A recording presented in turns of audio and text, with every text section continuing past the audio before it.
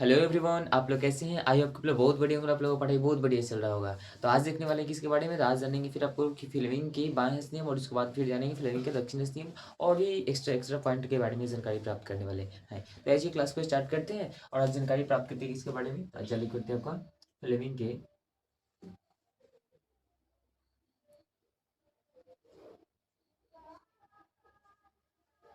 बाएं हस्त नियम।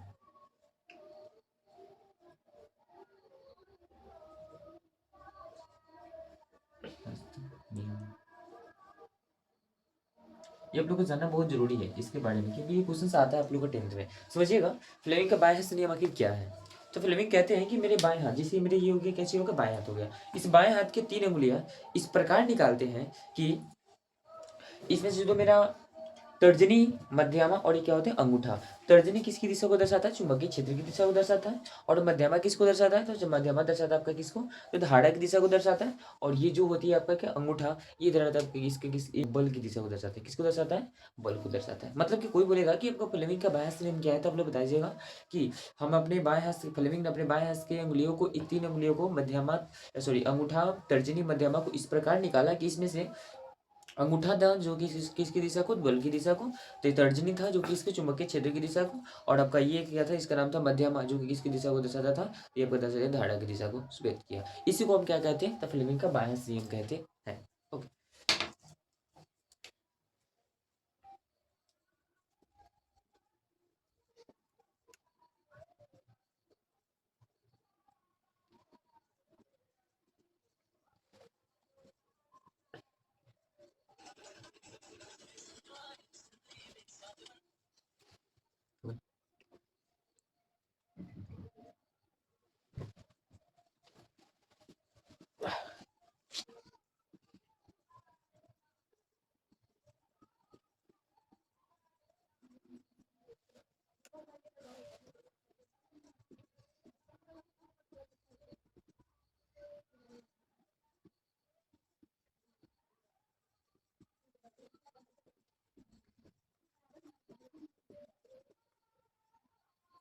दर्शाता है, ठीक है। तो उसे हम क्या कहते हैं? फ्लेमिंग का बायस नियम कहते हैं। फ्लेमिंग का बायस नियम किससे कहते हैं? कोई पूछेगा तो बताइए। फ्लेमिंग ने अपने बाएं हाथ की तीन अंगुलियां, मध्यमा, तर्जनी और अंगूठा इस प्रकार निकाला कि अंगूठा था जो किसकी दिशा को, बल की दिशा को। मध्यमा था जो किसकी दिशा को, चुंबकीय का क्या बोलते हैं इसको, धारा की दिशा को। और ये आपका तर्जनी था किसकी दिशा को, चुंबकीय क्षेत्र की दिशा को दर्शाया। इसी को हम क्या कहते हैं? तो फ्लेमिंग का बायस नियम कहते हैं। इसके बाद आप लोग को जानने वाले हैं फ्लेमिंग के दक्षिण हस्त नियम। किसके बारे में जानने वाले हैं?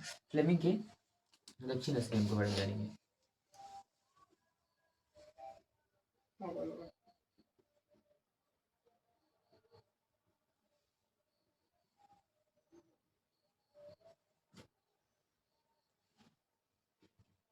नियम के बारे में, और समझिए कि फ्लेमिंग के दक्षिण हस्त नियम किसे क्या है, किसे कहते हैं। अब इसमें बता दें ये चीज कि बस सेम ही होता है, बट इसमें अंगूठा खाली चेंजिंग कर देना होता है। जैसे इसमें फ्लेमिंग ने अपने दाहिने हाथ के तीन उंगलियां इस प्रकार निकाला, अंगूठा, तर्जनी और मध्यमा को इस प्रकार निकाला कि इसमें अंगूठा किसकी दिशा को, गति की दिशा को, मध्यमा किसको, ये आपका तर्जनी किसको, तो ये बोला आपका चुंबकीय क्षेत्र की, बल्कि चुंबकीय क्षेत्र नहीं बल्कि प्रेरित आपका क्या बोलते हैं उसको, चुंबकीय।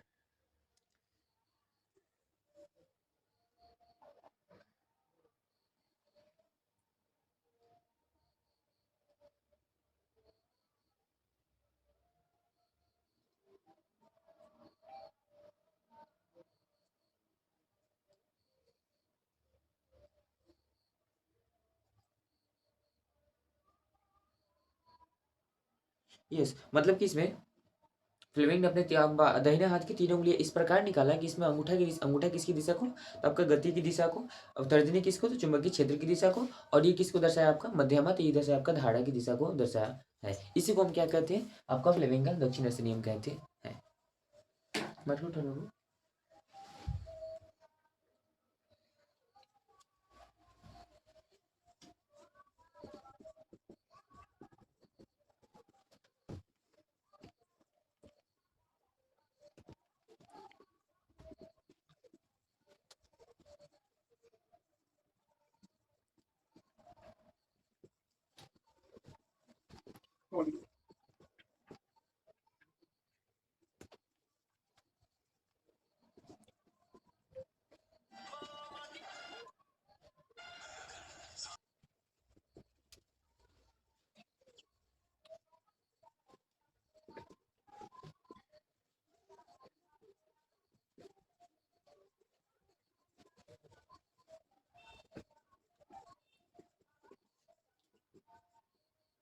दर्शाता है। ठीक है, तो कोई भी फ्लेमिंग का दक्षिण स्नेप किसे कहता है? बताइए कि फ्लेमिंग ने अपने दाहिने हाथ की 3 उँगलियाँ इस प्रकार निकाला कि अंगूठा, जो अंगूठा था किसके, ये मेरा अंगूठा था, तो किसको दर्शाया? तो ये मेरे दर्शाया आपका किसको? तो इसके ने दर्शाया मेरे को आपका किसको? तो ये बताया आपका गति की दिशा को, और तर्जनी किसको दर्शाती है? चुंबकीय क्षेत्र की दिशा को। आपको मध्यमा था, मध्यमा किसको दर्शा दिया? तो ये आपका दर्शाती है प्रेरित धारा की दिशा को। इसी को हम क्या कहते हैं? तो फ्लेमिंग का दक्षिण स्नेप कहते हैं। ठीक है, इसके बाद आप लोग बताने वाले विद्युत जनित्र क्या होता है? विद्युत जनित्र मतलब कि आप लोग जनरेटर अपने गांव में सुना होगा, शादी विवाह में जो जनरेटर चलता है ना, वो विद्युत जनित्र आखिर है क्या?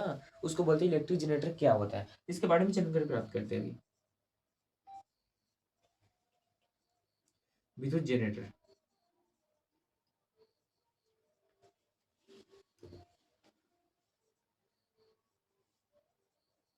आप लोग तो गाँव में शादी ब्याह का भी तो मौसम चल रहा है, तो आप लोग तो बहुत बढ़िया से देखे, वो लोग जो जनरेटर आता है शादी ब्याह में, वहाँ पे जब लाइन कट जाता है वहाँ पे हम उपयोग करते हैं। ताकि विद्युत जनरेटर क्या है इसके बारे में जानकारी प्राप्त करना है मेरे को। तो विद्युत जनरेटर मेरे को ये है, एक प्रकार के ये ऐसा यंत्र है, ऐसा मशीन है ना, जो यांत्रिक ऊर्जाओं की ऊर्जा में बदलता है, विद्युत ऊर्जा में बदल देता है। तो कोई बोलेगा विद्युत जनरेटर क्या है, मतलब कि जनरेटर क्या है, तब लोग बता दीजिएगा कि यह एक ऐसा युक्ति है, ऐसा सिस्टम, ऐसा पद्धति है जो क्या करता है ना कि आपका यांत्रिक ऊर्जा को किस ऊर्जा में बदलता है? विद्युत ऊर्जा में बदल देता है। इसी को हम क्या कहते हैं? तो विद्युत जनित्र कहते हैं।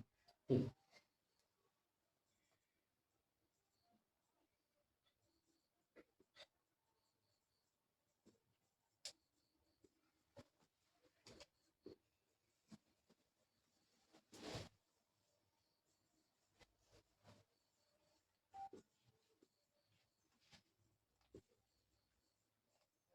ये तो है, तो आप लोग समझ गए विद्युत जनरेटर किसे कहते हैं? तो आप लोग बता दीजिएगा कि यह यांत्रिक ऊर्जा ये को विद्युत ऊर्जा में बदलने का एक मशीन है, जिसे हम क्या कहते हैं? विद्युत जनरेटर कहते हैं। तो आज की क्लास को यहाँ पे एंड करेंगे, और फिर करें मिलेंगे नेक्स्ट क्लास में। अगर क्लास अच्छा लगा हो तो लाइक शेयर एंड कमेंट करना ना भूलें। थैंक यू, और ऐसे ही क्लास देखने के लिए हमारे अपने चैनल परामर्श क्लासेस से जरूर जुड़े।